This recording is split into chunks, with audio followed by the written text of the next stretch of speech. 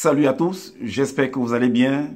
Je reviens encore vers vous pour vous parler des choses de cette réalité du visible. Alors, comme je le dis constamment dans mes vidéos, que Salomon dit qu'il n'y a rien de nouveau, ce qui a été, c'est ce qui est et c'est ce qui sera encore. Et le physique est le reflet du non-visible et que le Créateur, le Père, par son Verbe, parle tantôt d'une manière, tantôt d'une autre et l'on y prend pour un garde. Alors, toi qui m'écoutes aujourd'hui, si tu ne prenais pas garde autrefois, dès à présent, commence à prendre garde par rapport à ce que tes yeux peuvent voir, tes oreilles peuvent entendre, tes sens peuvent percevoir au travers de la nature.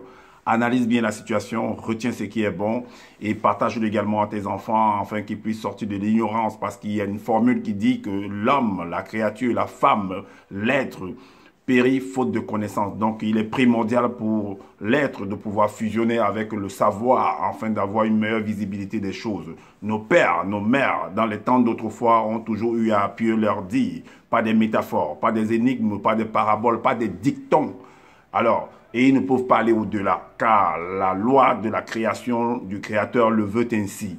Alors, je reviens encore vers vous parce que le personnage de Zulu Lassan a encore fait une sortie par rapport à un enseignement qu'il a déjà eu à faire, par rapport aux fausses prophéties qu'il a eu à mentionner dans son livre qu'il appelle Bible, qu'il appelle le livre initiatique le plus puissant dans le monde. On va le prouver encore que ce n'est pas le livre le plus puissant, ça c'est le livre le plus, ça dit que le livre le plus copié, le plus trafiqué, en fait, le livre initiatique le plus trafiqué dans le monde. Est-ce que vous comprenez? Alors ce monsieur-là, c'est un usurpateur d'identité, c'est un trafiquant, il a changé en fait les prophéties. Là où on parle d'une personne, d'un germe, lui il est venu écrire deux, et on va le prouver encore.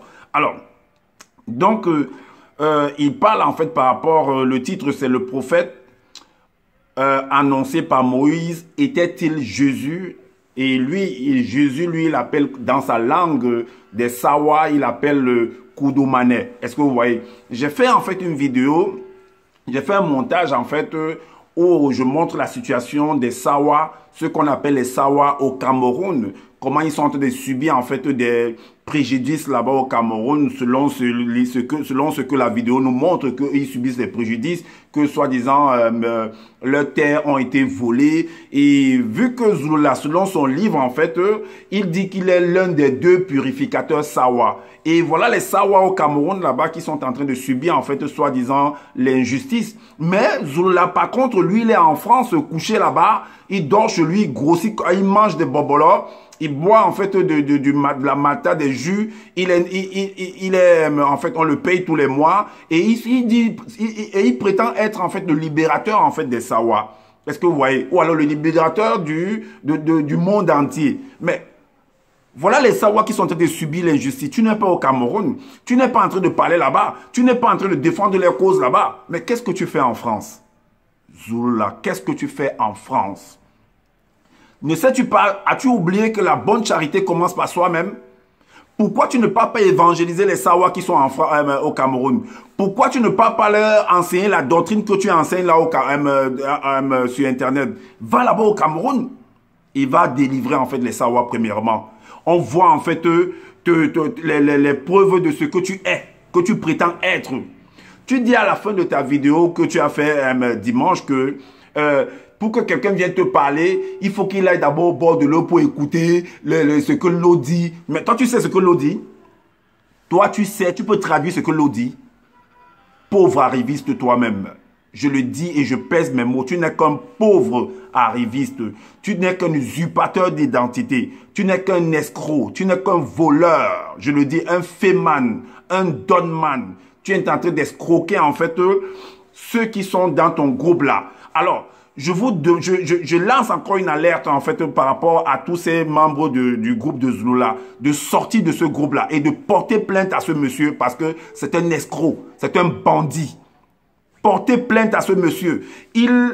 C'est-à-dire qu'il a trafiqué les récits de certaines personnes. Il est venu concocter en fait ça, il a écrit des livres. Mais vous avez vu depuis quand un homme sort, un personnage ou un homme va sortir des livres va pondre des livres comme, je sais pas, comme des beignets. Pour écrire un livre, tu sais le temps que ça prend? Pour écrire un livre, tu sais le temps que ça prend? Mais tout simplement parce que tu copies, tu prends les paroles des gens, tu t'inspires des Bibles, des paroles des gens, tu viens, tu fais ton truc avec et puis tu dis, ah oui, j'ai écrit un livre, ah oui, voilà les œuvres des autres que tu viens pirater, tout simplement. Alors, je vais te prouver encore ici que tu continues à pirater en fait et que ce n'est pas ce personnage dont Moïse, soi-disant, veut faire allusion là, ça ne s'adresse pas à Jésus. Ça, c'est ce qu'on appelle le christocentrisme. Toi-même, tu veux centrer tout en fait sur la personne de Jésus et que toi, tu appelles dans ton livre Koudou-Manet. Alors, on va aller dans un instant. Voilà. On va aller en fait dans son livre là, ces faux trucs là qu'il est venu écrire, il est venu copier partout là, dans le livre secret d'Enoch au chapitre 4, au chapitre 1, le verset 45. Il est dit, je vis dans le futur du visible comment ces entités se sont manifestées dans le passé qui est le présent de ceux de cette époque du futur dans toute leur force et puissance à Boussi Moïse qu'il appelle Boussi. Le présent de Boussi qui est le passé pour les entités. Du n'importe quoi. Et il donne la référence. Est-ce que vous voyez? Mais sauf qu'il a écrit ça à sa manière en fait, selon ses pensées en fait. Parce que la référence, il a bien mentionné la référence. Il a bien mentionné la référence. Vous pouvez, je ne sais pas si vous allez voir. Regardez la référence. La référence est là en petit. Regardez bien.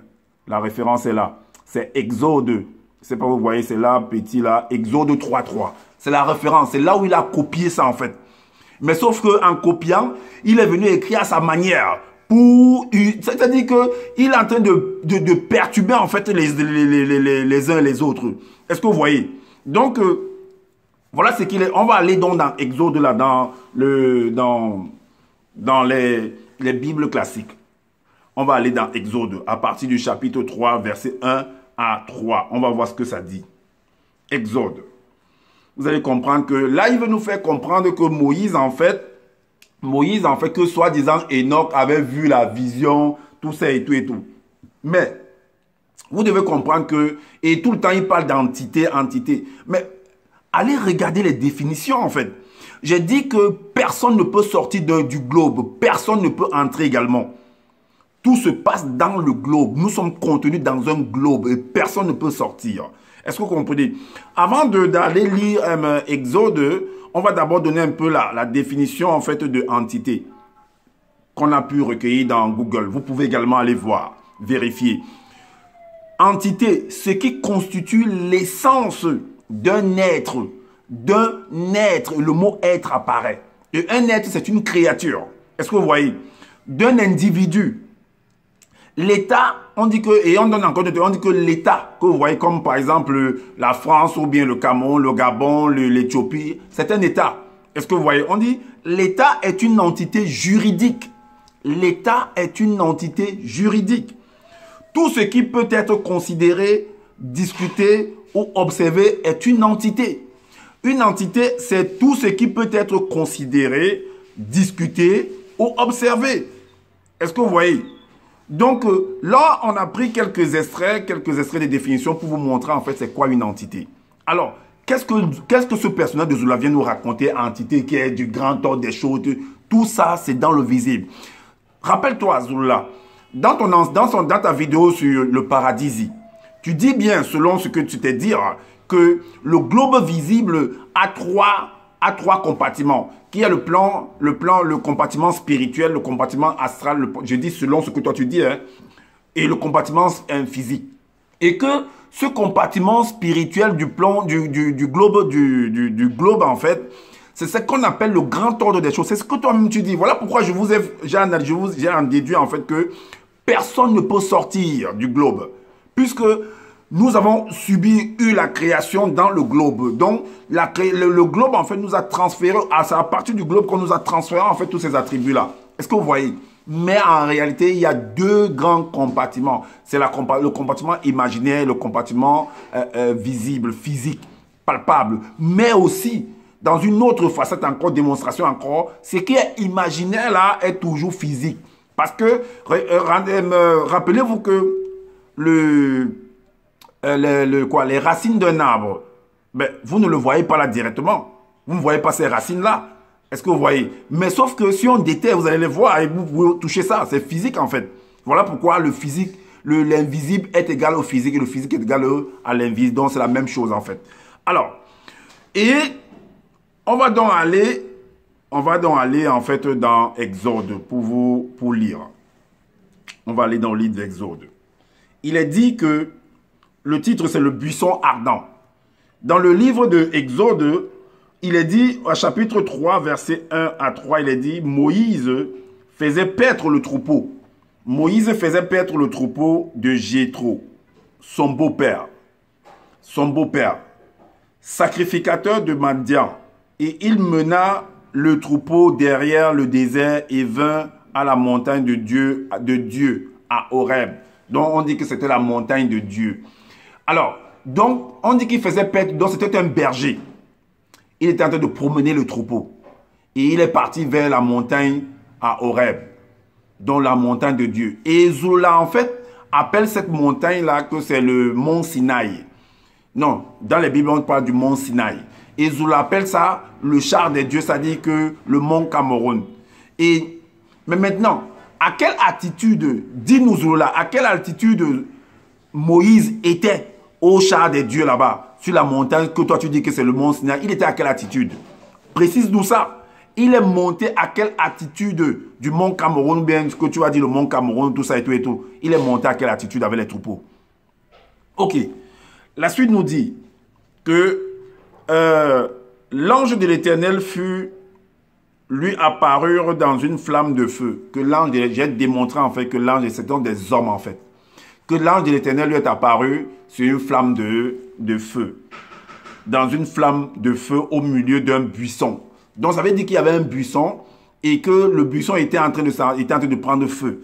Et au milieu de ce buisson-là, il y a l'ange de l'Éternel qui est apparu. Est-ce que vous voyez? Je vais vous dire ce que ça représente. Parce que c'est une métaphore. Moïse regarda et voici le buisson était tout en feu et le buisson ne se consumait point. Donc, vous savez très bien que si on met du feu, en fait, du bois, ça va prendre feu, ça va se consumer, ça va devenir comme de la cendre, en fait. Mais sauf que, selon la métaphore, on nous fait comprendre que ce buisson, en fait, est en train de prendre feu, mais ne se consumait pas, ne se consumait point. Est-ce que vous voyez? Donc, ça ne s'est pas émietté, en fait. C'est pas devenu de la cendre. Alors, c'est tellement technique. Si vous avez fait la technique, si vous observez bien au travers de la nature, vous allez voir de quoi on parle, en fait. Alors, allons à la suite. Il est dit, Moïse dit, 2 points. Je veux me détourner pour voir quelle est cette grande vision et pourquoi le buisson ne se consume point. Pourquoi le buisson ne se consume point? Bon, on va aller au verset 4.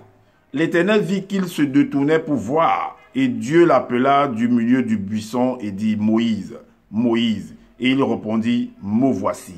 Donc, voilà un buisson qui est en feu et au milieu duquel l'ange de l'Éternel se manifeste, apparaît et se met à parler, à s'exprimer. Mais,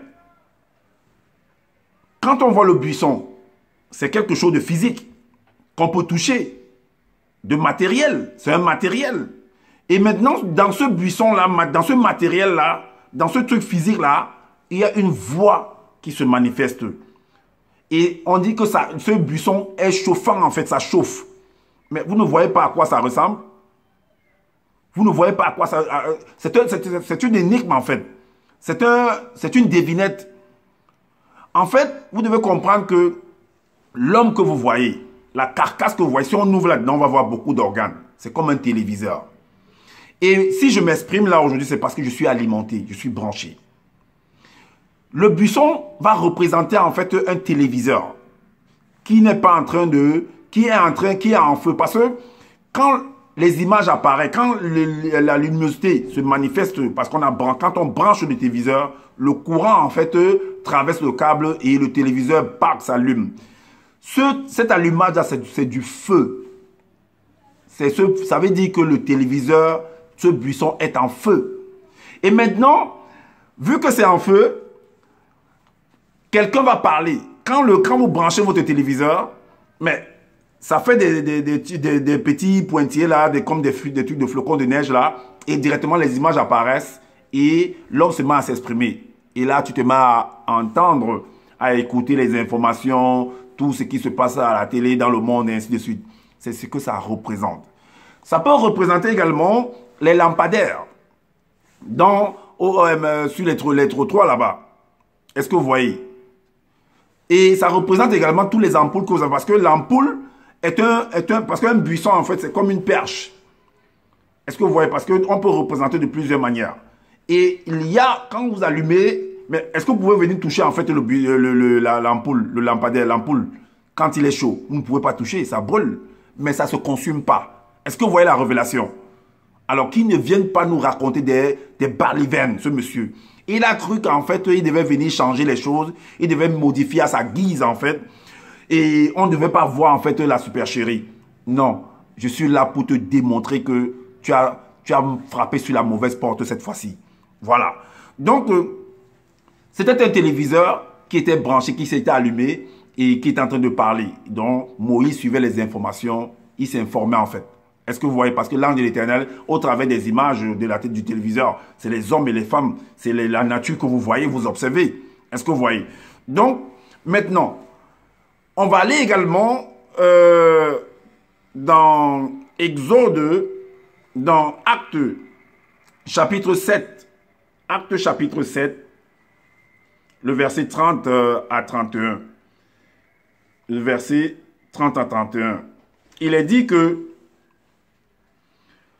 40 ans plus tard, un ange lui apparut au désert de la montagne du Sinaï. C'est pourquoi on parle de l'Ancien Testament, Nouveau Testament, mais c'est les mêmes choses en fait, mais d'une manière ou d'une autre.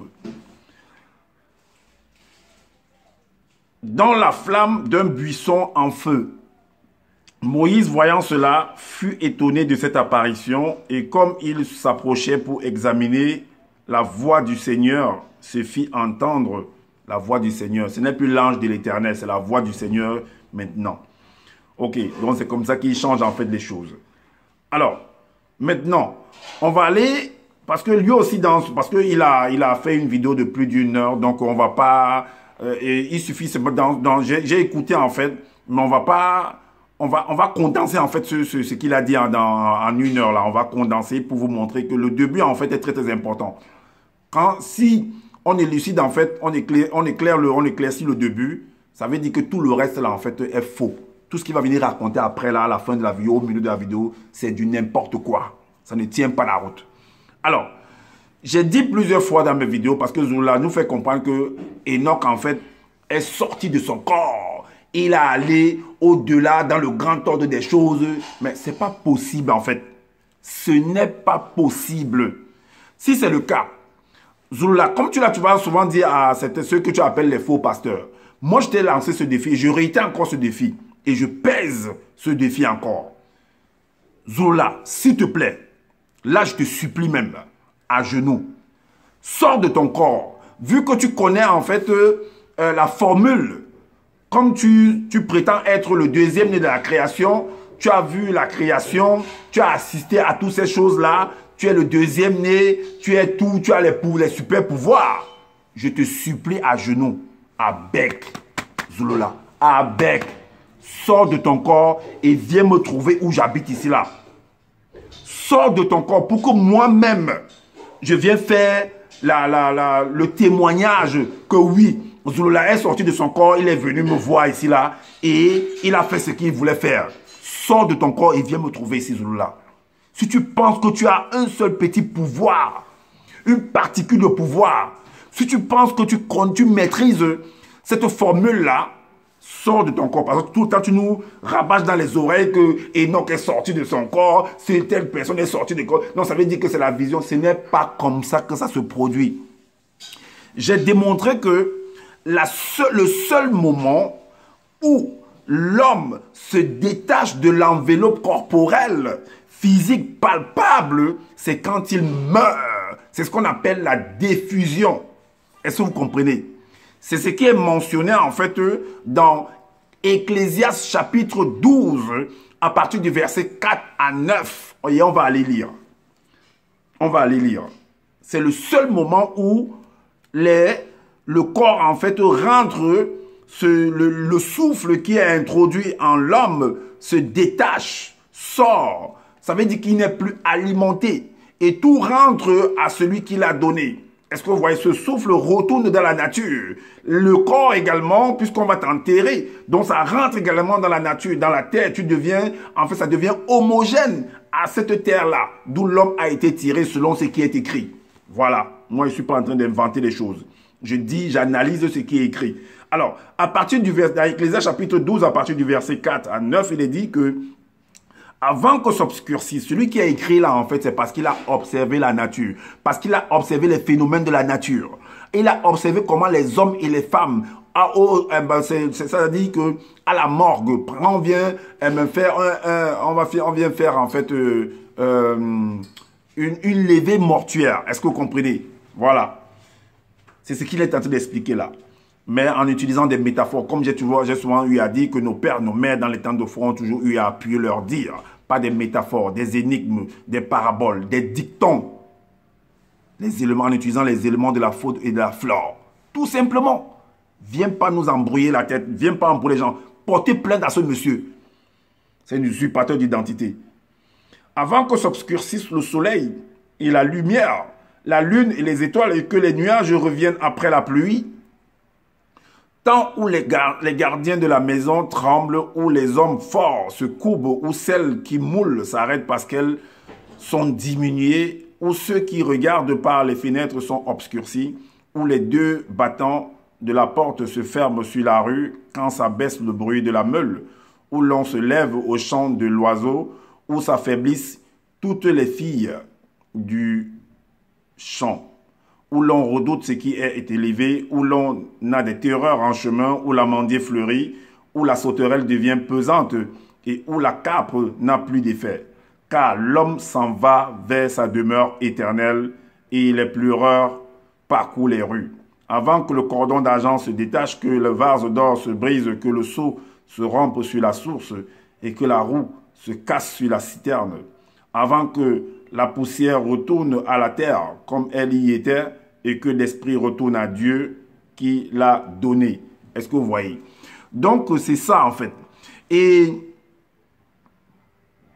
tu nous fais comprendre également, tu parles du temps que Enoch est sorti en fait de son corps. Enoch est sorti de son corps, en fait, il est allé au-delà en fait du temps et de l'espace où le temps n'est pas... Mais attends, qu'est-ce que tu racontes même? Qu'est-ce que tu racontes?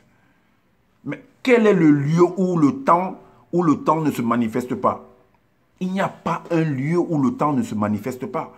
On va te démontrer, on va entrer en fait dans ton livre le plus copié, le livre initiatique le plus copié au monde, le plus plagié au monde. Voilà, ta Bible là, c'est le livre initiatique le plus copié, le plus plagié, le livre usurpateur d'identité. Voilà. Donc, on va aller dans Genèse, ce que tu appelles origine. C'est Genèse, au chapitre 2, au verset 18. Vous allez comprendre que, vu que si vous observez dans la nature, vous allez voir qu'il y a un dôme. Donc, ce qui est en haut, c'est ce qui est en bas. Donc, c'est une bille, une sphère, une spire. Nous sommes contenus dans ce globe-là. Et personne ne peut sortir, personne ne peut entrer. Voilà. Donc, si vous voulez, ne fouillez pas. Tant que vous n'allez jamais fouiller, tant que vous n'allez pas aller vérifier, vous serez toujours en train d'être transporté par des bandits, des escrocs, tels que Zulu Lassan. Est-ce que vous comprenez? Voilà, parce que lui-même dans ses propres vidéos, il a dit bien que dans la vidéo du Paradis, c'est dans sa chaîne là-bas, Paradisi, que le globe terrestre a le plan spirituel, et ce plan spirituel, c'est ce qu'on appelle le grand ordre des choses. Alors, si ce globe... Mais où est-ce que les gens sortent hors du globe, ou bien... Ils sortent d'où pour entrer? Et comment ils sortent du globe? Puisqu'à l'école, on nous a appris que le globe a ce qu'on appelle, a une protection qu'on appelle la couche de zone. Mais tu vas sortir comment? Tu vas sortir comment? Réfléchissez un peu. Alors, donc tu nous fais comprendre que dans Genèse 2, au verset 18, dans ton livre là, dans ton faux livre là, tu pensais qu'on n'allait pas t'attraper ou quoi? Tu pensais qu'on n'allait pas t'attraper? Petit bandit. Alors, je ne vais pas tout lire, hein, je vais prendre quelques versets, quelques extraits. Alors, tu dis que ton moto, ça veut dire que Adam, que tu appelles moto dans ta langue sawala, qu'il était en train de penser, il était en train de réfléchir. Mais, quand on dit même qu'il arriva un jour, ça veut dire que pour que le jour apparaisse, il y a le temps qui est lancé, il y a le chronomètre qui est en jeu. Il arriva un jour. Et le physique est le reflet du non visible. Le physique est le reflet du non visible. Donc s'il y a le temps dans le visible, il y a le temps dans le non visible également. Ah oui, parce que dans ta réflexion, quand tu réfléchis, mais il y a le temps, c'est chronométré en fait. C'est chronométré et c'est par rapport à un... Il y a le déroulement en fait. Le temps est compté en fait. C'est en train de s'égrener quand tu réfléchis, quand tu es en train de sciencer. On dit par exemple, mais quand tu es trop dans les pensées, généralement on te dit, mais tu songes à quoi? Laisse-moi comme ça, il était en train de penser à songer. Maintenant tu dis, penser, je pensais à quelque chose là. Mais tu songes à quoi? Pourquoi tu es loin comme ça? Il y a le temps qui contrôle ça en fait. Et tu nous dis qu'il n'y a pas le temps où? Mais il faut arrêter ça. Hein? Alors, sa pensée et sa réflexion continuaient de s'élargir jusqu'à donner naissance. Sa pensée et ça continue. Continue. Le mot continue.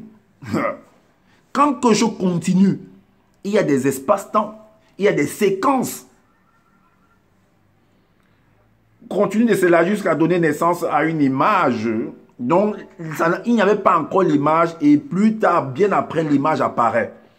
Alors, il est dit que cela ne pouvait guère, sa pensée ne pouvait bien sûr échapper au regard perçant de l'entité. Ça veut dire que cette entité dont toi tu parles là est contenue dans le temps et l'espace puisqu'elle l'observait, elle attendait, elle visualisait également. Donc elle était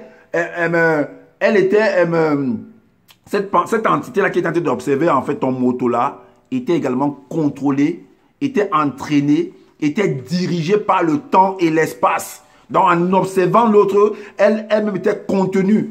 Elle était, on va dire ça comme ça, cadencée par un temps et l'espace. Tout comme ce moto-là, selon ce que tu as écrit. Alors, maintenant, on va encore aller plus loin. Et la manifestation de la volonté de Loba, de ton Loba que tu appelles le créateur qui vit, n'est-ce pas, tu l'appelles Loba. Lui aussi, sa volonté va être cadencée par le temps et l'espace. Ah oui.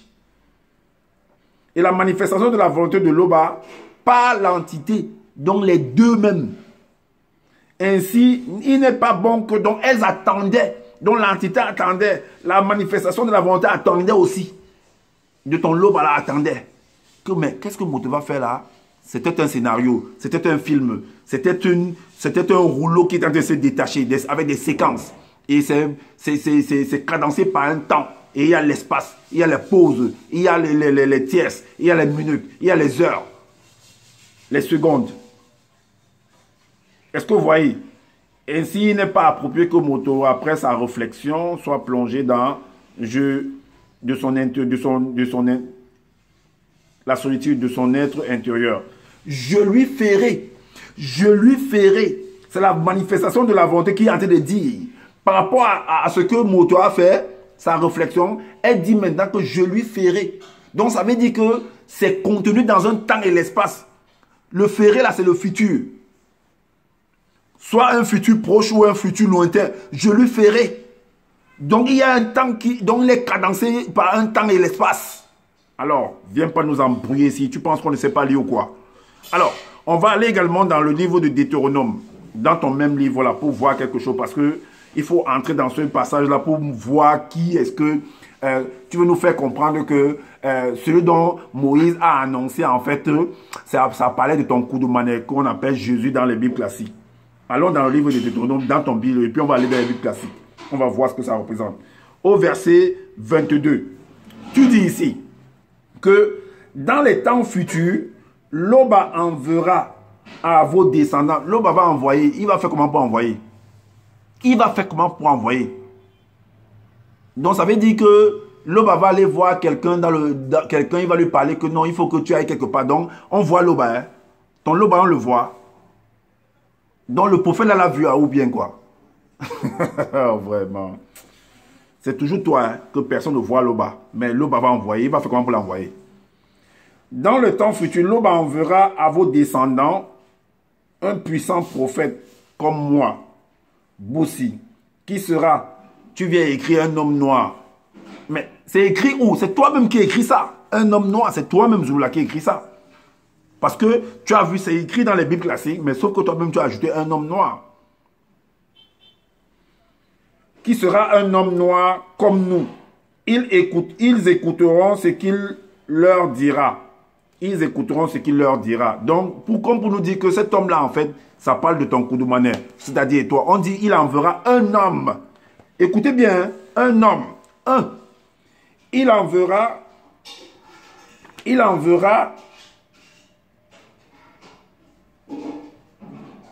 comme moi, Boussi, qui sera un homme noir. Un homme noir. Mais, comme par enchantement, un homme va devenir deux. Écoutez bien, un homme pour lui va devenir deux. Et puis il va essayer de vouloir expliquer ça que non, deux là, c'est le messager et son... Je sais pas comment il explique ça là. Mais ce type là, il est maboule là. Il est maboule vraiment. Zoula, tu es maboule. Alors, dans Deutéronome 18, je crois que c'est dans les Bibles classiques, c'est là-bas qu'il a pris ça, mais il est venu transformer à sa manière.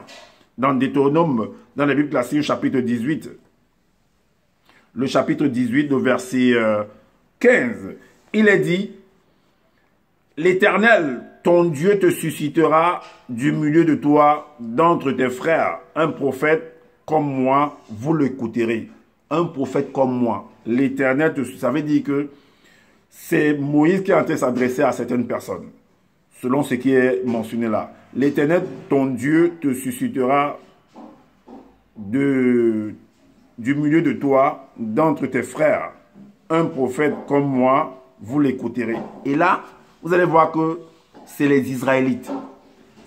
Vous rappelez-vous que même ce personnage de Jésus dans les évangiles va dire que par rapport à la femme cananéenne, qui demandait de l'aide, il dit, je suis venu uniquement pour les brebis perdues de la maison d'Israël. Alors, là, la communauté d'Israël, est-ce qu'en ce moment-là, il n'y avait qu'une seule communauté dans le globe visible? Mais, puisque au début, là, on a dit, multipliez-vous, remplissez la terre. Donc, ça veut dire que la terre était déjà remplie. Mais là, ça se passe dans la communauté. Mais il y a des choses qui se produisent dans la communauté asiatique, là-bas, dans les villages de l'Asie, là-bas, que nous ne sommes même pas au courant. Hein. Il y a des pratiques, il y a des méthodes qui sont appliquées dans certaines communautés, dans des pays, c'est pas lointain, où nous ne sommes même pas au courant. Là, ça s'adresse à la communauté d'Israël dans un village, dans un canton. Celui qui est loin là-bas, au bout du monde là-bas, mais comment il fait pour connaître ça? S'il n'a pas le téléviseur, s'il n'a pas la radio, il fait comment pour comprendre ça? Il fait comment pour savoir tout ça? Alors, donc, il va nous faire comprendre que ça s'adresse à deux personnes. Pourtant, on a dit, lui-même, il a dit dans son livre, c'est une personne. On va aller dans Deutéronome 18, de son même livre. Le Deutéronome chapitre 18. Toujours son livre là, hein, son faux livre là. Au verset 11. Dans Deutéronome chapitre 5 au verset 22, on a parlé d'un seul homme noir. Mais sauf que ici, là, par enchantement, ça va devenir deux. Il a dit ici au verset 11 du chapitre 18 de son livre Deutéronome que Loba suscitera les deux purificateurs. Mais pourquoi on n'a pas dit deux purificateurs là-bas au verset chapitre 5, verset 22? Pourquoi on n'a pas parlé de deux purificateurs? On a parlé d'un seul homme noir. Mais Zola, qu'est-ce que tu veux même aux gens? Qu'est-ce que tu veux au juste avec ton mensonge? Pourquoi tu trompes le peuple comme ça? Pourquoi tu trompes ceux qui sont dans ta bergerie comme ça? Pourquoi tu trompes les gens? Pourquoi tu cherches quoi? Tu veux être riche? Tu veux te servir de cette population-là pour te faire de l'argent? Pour aller te construire au Cameroun? Pour aller accomplir ton rêve américain? C'est ce que tu cherches? Arrête de mentir. Même dans tout, tu as entendu, c'est-à-dire que tu pensais qu'on ne devait pas t'attraper ou quoi? Un est devenu deux maintenant. L'Oba suscitera les deux purificateurs issus de notre race, de la tribu Sawa. Ah, Moïse c'était un Sawa, mais ce n'est pas mentionné dans les Bibles classiques là-bas que c'était un Sawa. On dit que c'était un Israélite, selon ce qui est écrit. À toi, tu es venu écrire, tu as arrangé à ta manière que non, ce sont les Sawa. Hein. Les doigts là, les Sawa sont au Cameroun là-bas. La majorité sont des presbytériens là-bas. Même dans leur Bible là-bas, qu'ils ont là-bas en Sawa là-bas, ce n'est jamais en doigt là-bas, ce n'est pas écrit comme ça. Je ne sais pas qu'est-ce que tu fais en France. Or, la communauté Sawa a vraiment besoin de toi, d'un libérateur tel que tu le prétends. Vas-y là-bas, leur dis ça. Va dire ça aux Sawa là-bas, Zulula. Va arranger la communauté de Sawa. Va arranger le Ngondo que tu dis que non, le Ngondo c'est du n'importe quoi. Va arranger les villages, mettre les routes, les lumières, tout ça dans les villages, les cantons des Douala là-bas. Tu restes en France. Tu commences à te mettre devant l'écran, tu racontes des bêtises. L'Oba suscitera les deux purificateurs issus de notre race, de la tribu Sawa, aux non-initiés graciés afin de les purifier. Purifier de quoi? Purifier de quoi? Purifier de quoi? Ils sont sales. Ta purification, ça se passe comment? Tu purifies comment? Alors, on va aller également dans... Vous voyez qu'il n'y a pas de rapport entre le verset 11 du chapitre 18 de son Deutéronome là et le chapitre 5 du verset 22. Il n'y a pas de rapport en fait. Pas de rapport. Alors, on va aller dans Jean 1,45. Jean 1,45 dans la Bible classique parce que puisque là, malgré qu'il a écrit un homme noir dans Deutéronome 5, 22, et donc comme je disais, malgré qu'il a écrit dans Deutéronome chapitre 5 au verset 22 qu'un homme noir, et que dans par enchantement, comme par coup de bâton magique, dans le chapitre 18 du verset 11, c'est devenu deux purificateurs maintenant. Donc en fait, il va partir en fait pour nous faire comprendre dans sa lancée, dans ses explications, dans ses démonstrations, que ça s'adressait en fait à Jésus qui est Koudoumane. Mais c'est ce que les Bibles classiques disent aussi. Et on va apporter quelques versets pour montrer que ça ne s'adresse aucunement à Jésus en fait. Ça ne s'adresse pas à lui. Si ceux qui vont venir faire des enseignements vont dire que ça s'adresse à lui, c'est ce qu'on appelle le christocentrisme. Mais vous ne devez pas ignorer qu'en fait la création, j'avais fait un enseignement par rapport à ça, la création est un Christ. Même les plantes, les animaux sont des Christ. Est-ce que vous voyez? Même les animaux sont des Christ. La faune et la flore, les hommes, les femmes sont des Christ. Parce que le Créateur, selon ce qui est mentionné au début de la Genèse, il a consacré la création. Ça veut dire que la création est consacrée. La création est initiée. La création est un initié. La création est un initié. Est-ce que vous comprenez? C'est un Christ. Et la création transmet ses pouvoirs à ceux qui vont venir plus tard. C'est comme les parents, les deux parents, le père et la mère sont des Christ. Alors quand ils donnent naissance à un enfant, l'enfant là, on transfère tous ces pouvoirs là par la semence. Est-ce que vous comprenez? L'enfant est une dérivée du père et de la mère. Tout simplement. On n'a pas besoin d'aller à Yale ou à Ngwaikele ou à Soa pour pouvoir comprendre l'université de Soa ou de Ngwaikele ou l'université de Yale ou l'université de Pompidou pour comprendre cela. C'est la logique des choses. Tout simplement. Alors, dans Jean 1,45, il est dit que il y a une conversation là dont ils vont vouloir faire comprendre que non, selon la prophétie, que c'est ce que Moïse avait dit. Mais il a dit ça ouf. Moïse a dit ça ouf. On va lire pour comprendre. Philippe rencontra Nathanaël et lui dit, 2 points. Nous avons trouvé celui de qui Moïse a écrit dans la loi et dont les prophètes ont parlé, Jésus de Nazareth. Mais depuis quand Moïse, mais vous avez lu, non? C'est mentionné où que Moïse est en train de parler de Jésus de Nazareth. C'est écrit où que Moïse a mentionné le nom de Jésus de Nazareth ou bien le fils de Joseph. Il a dit ça où? Donc vous restez comme ça, vous analysez, vous faites des choses, des montages, vous venez donner ça, des boissons vraiment nauséabondes comme ça, des boissons nocives comme ça pour venir donner aux gens. Un Zoula. Que Moïse a écrit dans la loi et dont les prophètes ont parlé, Jésus de Nazareth. Mais ils ont parlé de Jésus de Nazareth où? Fils de Joseph. Depuis quand Jésus était le fils de Joseph? Depuis quand Jésus était le fils de Joseph? Vraiment. Voilà. Alors, on va ouvrir en fait certaines fenêtres pour vous comprendre que ça ne s'adressait pas à ce Jésus-là. Ça ne s'adressait pas à Jésus de Nazareth. On va aller dans 2 Samuel.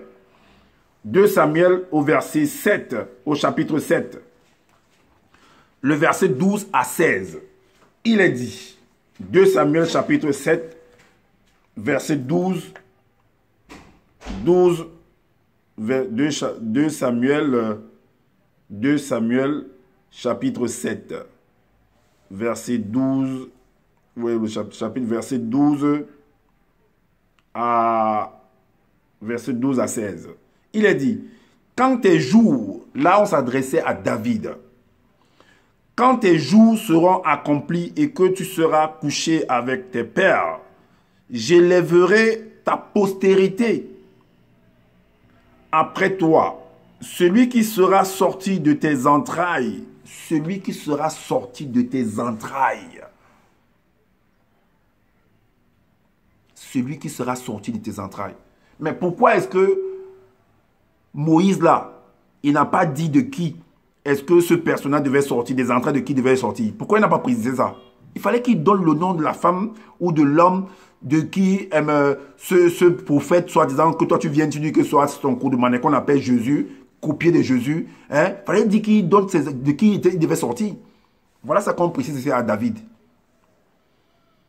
Quand tes jours seront accomplis et que tu seras couché avec tes pères, j'élèverai ta postérité après toi, celui qui sera sorti de tes entrailles, et j'affermirai ton règne, son règne. Ce n'est pas que c'est Dieu, ou bien je ne sais pas, bon, selon ce que ceux qui lisent, qui sont adeptes de la Bible, font Dieu, le Créateur va venir parler à David pour dire que non, je vais mettre ton nom, ce n'est pas comme ça. Hein.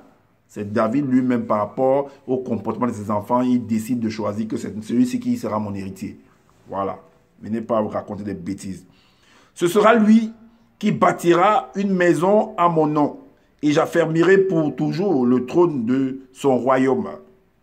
Je serai pour lui un père, et il sera pour moi un fils.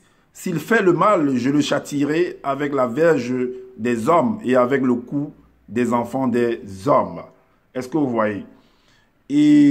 Mais ma grâce ne se retirera point de lui, comme je l'ai retiré de Saül, que j'ai rejeté devant toi. Ta maison et ton règne sera pour toujours assuré. Ton trône sera pour toujours affermi.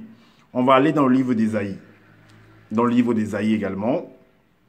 Ésaïe chapitre 4. Ésaïe chapitre 4, le verset 2. Il est dit, 4 verset 2. Chapitre 4 verset 2, il est dit, c'est le titre, c'est délivrance future de Jérusalem. C'est en Israël. Alors, en ce temps-là, le germe, mais vous allez voir que Zoula, lui, dans son livre, il n'écrit pas, il écrit les deux, dans le mot germe, là, il écrit les deux germes. Hein. Si vous partez voir, vous allez voir que c'est comme ça qu'il a écrit, les deux germes. Voilà. Il n'écrit pas, ici on dit on parle d'un germe, mais lui il va écrire deux germes, parce qu'il faut que le mensonge qu'il est venu écrire dans son livre là puisse avoir de l'effet. Mais sauf que, ben, vous avez vu que j'ai démontré en fait que entre Deutéronome 5, 22 et Deutéronome 18, 11, ça ne donne pas en fait. En ce temps-là, le temps où Jérusalem sera délivré en fait. En ce temps-là, le germe de l'Éternel aura de la magnificence. Donc celui qui sera considéré comme le leader en cette époque-là. C'est un peu comme au Cameroun. Actuellement, le leader qui est là-bas, c'est le président Paul Biya. Et c'est lui qui conduit la nation. Est-ce que vous comprenez? C'est comme actuellement en France, le leader, c'est le président Emmanuel Macron. Maintenant, il y a également des leaders qui sont là de part et d'autre, qui essaient de dire que, ben, ok, toi tu gères mal, on va les appeler en fait des opposants. Est-ce que vous voyez? Tout le monde est prophète. Toutes les femmes, tous les hommes sont des prophètes et toutes les femmes sont des prophétesses. Alors, et le fruit du pays aura de l'éclat et de la beauté pour les réchappés d'Israël. Maintenant, on va dans Ésaïe 7, 14. Ésaïe 7, 14, il est dit que... Ésaïe 7, 14, il est dit... Le titre, c'est la prophétie contre Israël et la Syrie. Alors, Ésaïe avait une femme.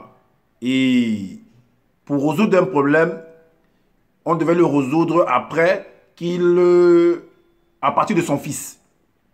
Voilà pourquoi il est dit ici que c'est pourquoi le Seigneur lui-même vous donnera un signe.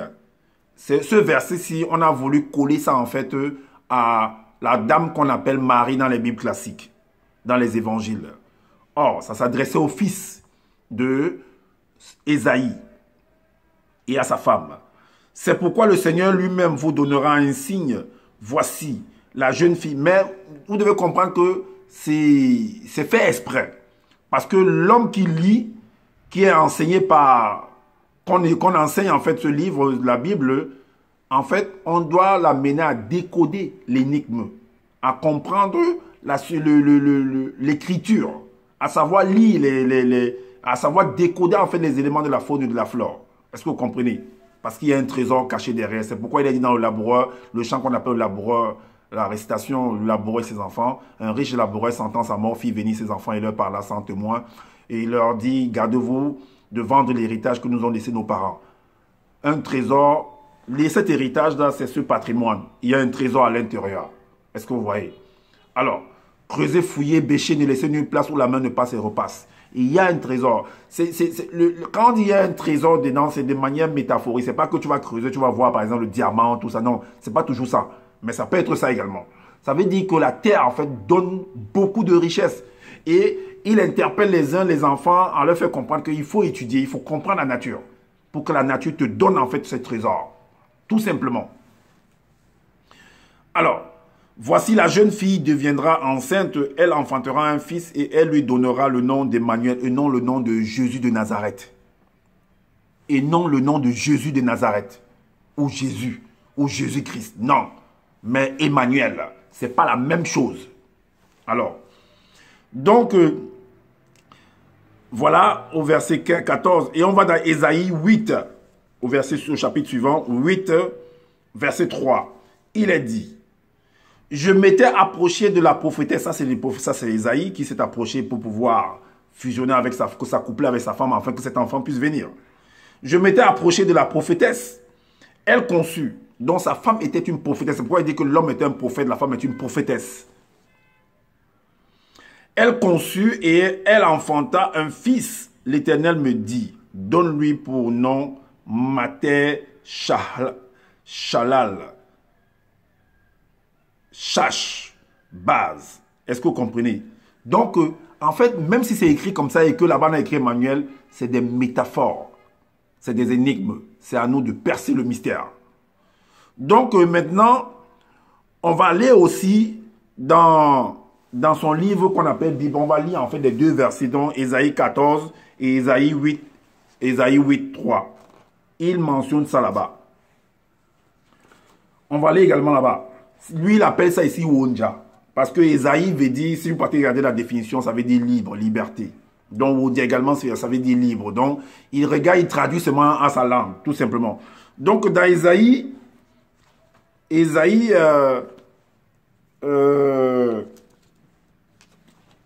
7, 14, il est dit, c'est pourquoi, selon ce qui a été l'entité, parce que l'entité c'est une chose, c'est un homme, c'est nous.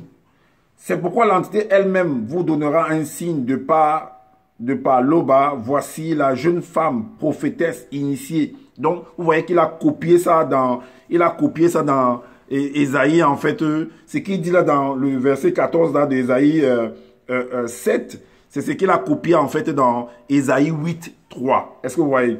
Donc, initiée qui est ma femme deviendra encore enceinte, elle enfantera un fils de moi qui parlera avant l'âge connu et nous lui donnerons le nom de Nabi-So, c'est-à-dire Emmanuel, c'est-à-dire Nabi-So, c'est que avec nous.